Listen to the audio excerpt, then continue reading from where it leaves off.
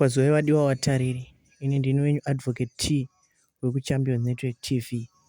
Muzuva ranhasi ndauya nenyaya yemutambi wetsiwa anonzi iye Themba Gwarimbo pamwe chete nemuimbi ane mukurumbira muno muZimbabwe anoimba zimudhanzo anoitwa iye Enzo ishal, avo vari kuita kakupokana.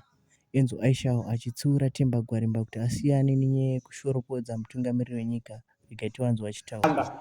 Alright, Enzo, pane mandakambotuka mukuru wenyika.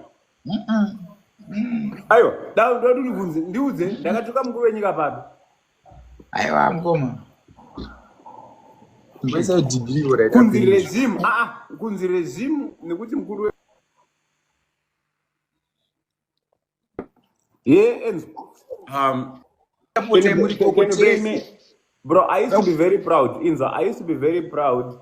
Ndakusapota tese ini ndakumusapota utori koko Themba ndakusapota tese waiziya no mira nimbotaura naye kusapota zvibhagera zvako muringi ufana kusapota zvibhagera zvako muringi kwete but Enzo you have to support zvibhagera zvako muringi waiziya senyika ukuthi uri kurwa ngwani simudza mureza wenyika waiziya kwete kumakisa nyika yako nina nyika ndamakisa ini it has to stop waiziya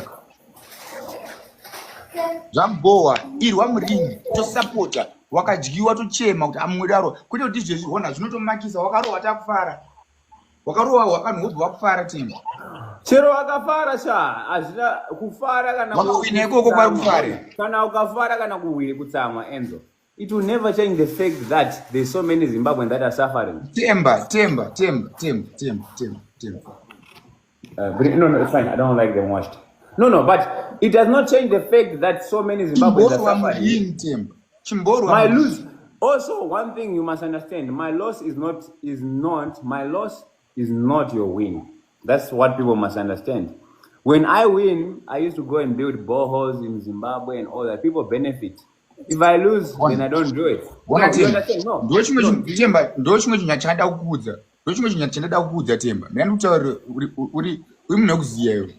Themba unautanga nhasi kasikike kunonetsa nevanhu wakanetsa na case pepe panyaya yemastripes enyika pepe wakanetsa nyama dzako nenyaya yechibhoro kumusha amene kuti ndiyani kuti munhu wakanetsana naye futi wabva unoti inini zvibhakera zvako Case Coventry to this day. Did you watch my fight last weekend? Takaona uchirwa tandakatongomirira takatongotarisa but unotadzana kufara because alright, did you see a Zimbabwean flag there? I cannot even put a Zimbabwe flag nekuda kwe ndovona ila South Africa. Ona you are emotional. Wakaita my emotions my guy, things zviri simple nyika dzese. I can use South Africa here and I'm not even South African, but I can use Ghana. I used Ghana before, but I'm not even from Ghana. Why is Zimbabwe? Why is Zimbabwe the most complicated country? No, it's not complicated. It's not complicated. From how I see it, Themba. I don't think we need patience to do a scope and the paycheck at Wakanyingwa Themba. I didn't approach them. No, I did not approach. No, so but you see, the problem that you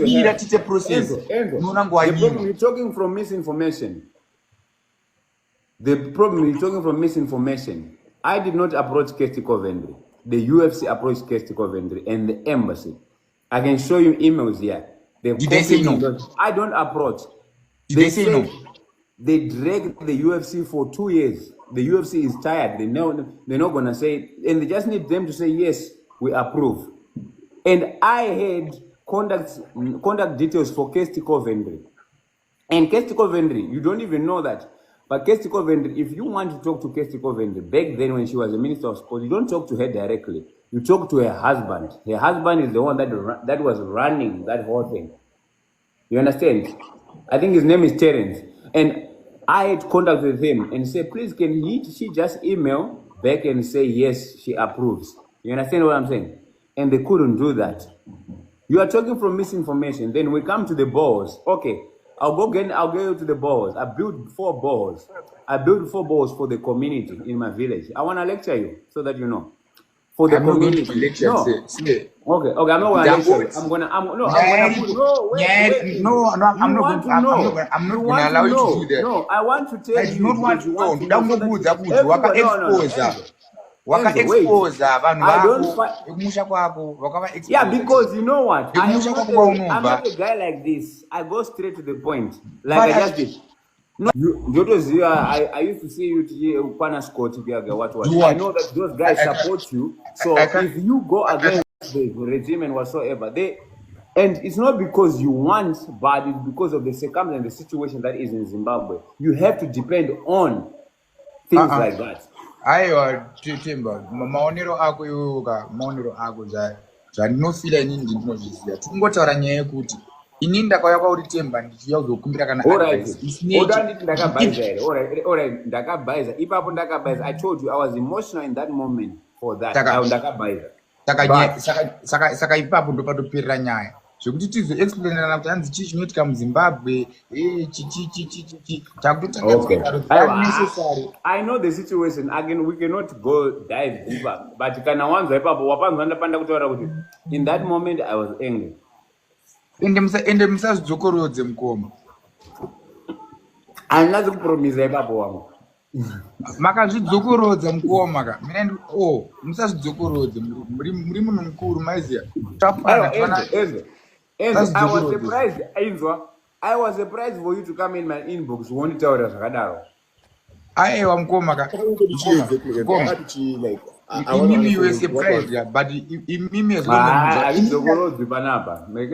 Aiwa zvezvi mukoma musazvidzokorodze zvezvi. Hazvitauriki panapa iwe. Hatina kuonyoka sevamwe vari panapa. Zvai musaite yakadhakwa mukoma ka.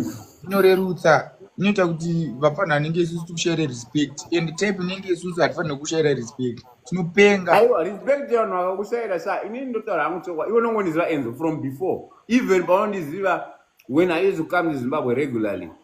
You know, I always speak my mind. Whether people vakandilika kana kuti vakasandilika, I've never been that guy. I will shy away kuti ukanona ndikatoita zveshy away ka, it means I'm not Themba anymore. Ngatotengesa soul yangu. Mukona mukoma Themba imimi ka muri munaribhora murambe muri munaribhora. Zvimwe zvinhu zvatinozoda kubata mamwe acho magetsa mwana. Hatiziye mangwana. Aziya mukoma. Yeah, but Enzo.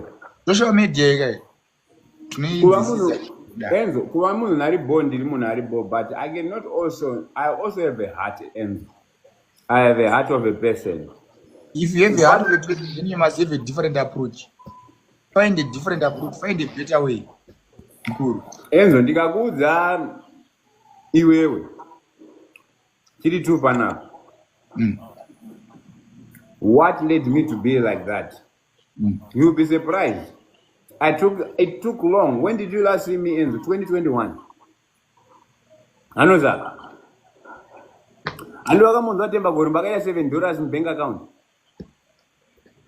What do you think? What do you think made me have that? Enzo, Iowa, but Enzo, when I used to come to Zimbabwe, I said, Enzo, South Africa, you remember? Yeah, I remember, Uncle.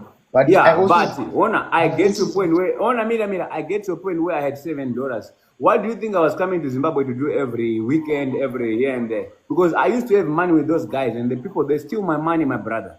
Wanza Enzo. I'm not going to go deeper. And those guys, in the name of this whole thing of ZANU-PF, and I was broke to a point where I had $7 in my bank account. Not because I didn't have money, because my money was stuck there with the people in power. You understand what I'm saying? In the name of what? State House. But I don't want to go there, Enzo, because, this is a topic for another day. I know those guys, Scott. You used to see me as Scott.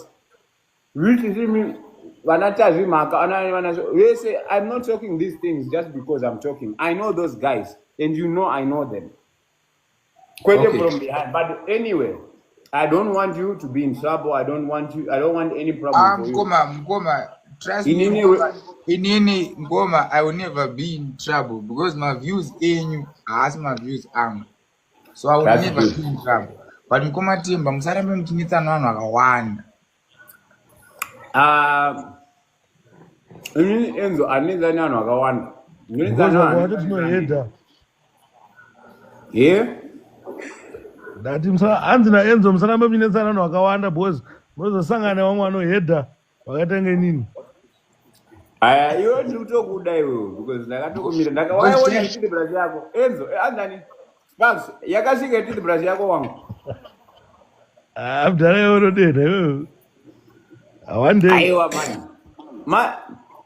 Haisasvika. I guess kuti saka Enzo manzwisana kama-differences Inenzana problem naye. Iye ndiye akatoya inbox pako kaita problem. Ndobva atsamwa. chigai chamaita bona ndakatovhurira nawo imwe foni yangu ine akaunti yangu ndana tomboti auya nditaure naye ndatoblock.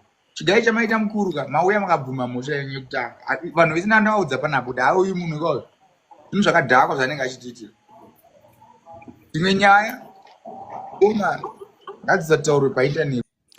Hama wadikani, muzuva ranhasi ndo zvanga ndakakubatirai pano paChampions Network TV. Ticharamba tichidzoka nenyaya dzakasiyana siyana dziri kungoitika munyika yedu yeZimbabwe. Thank you for watching Champions Network TV.